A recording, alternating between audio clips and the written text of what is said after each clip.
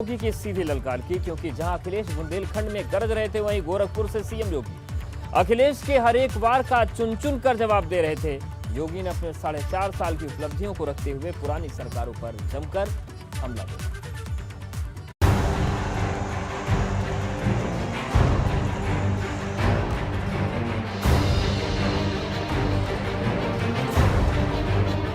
जहां एक तरफ समाजवादी पार्टी, कांग्रेस और बसपा जैसे दल यात्राओं और जनसभाओं के जरिए चुनावी तैयारियों में जुट गए हैं, तो वहीं सीएम योगी अपने काम और 4.5 साल में किए गए विकास को आधार बनाकर चुनावी महासंग्राम में उतरे हैं। बुधवार को सीएम योगी गोरखपुर में थे, जहां सीएम योगी ने जंगल कोडिया में महंत अवैधनाथ राजकीय महाविद्यालय में ब्रह्मलीन महंत अवैधनाथ की 12 फीट ऊंची प्रतिमा का अनावरण करते हुए विरोधियों पर जमकर हमला बोला।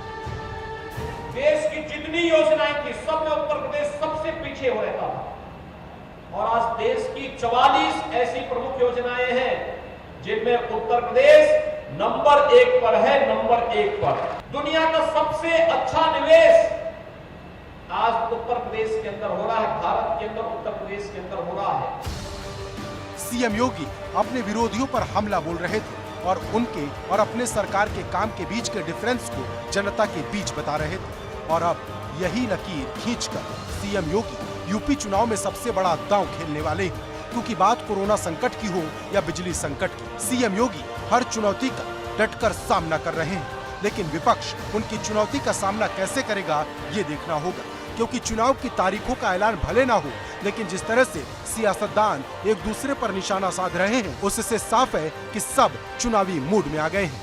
Bureau report, ABP Ganga.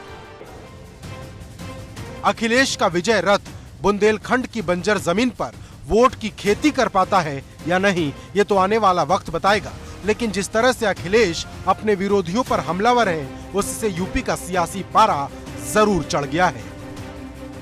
आज चौड़ी सड़कें हैं, बिजली है, जो राशन मिल रहा है।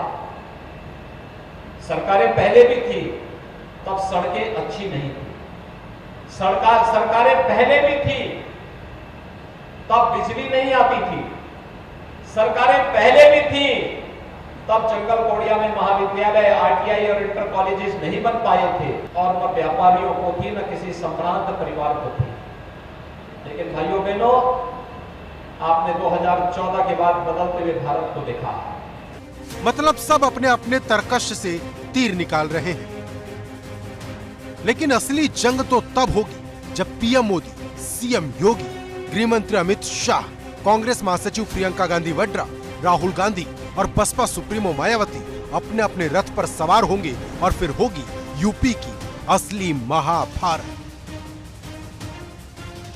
क्योंकि अब यूपी के चुनाव में 4 महीने से भी कम का वक्त बचा है। हर रोज एक दिन कम हो रहा है और यूपी की सबसे बड़ी लड़ाई का दिन नजदीक आ रहा है। एबीपी गंगा के लिए नितिन उपाध्याय की रिपोर्ट।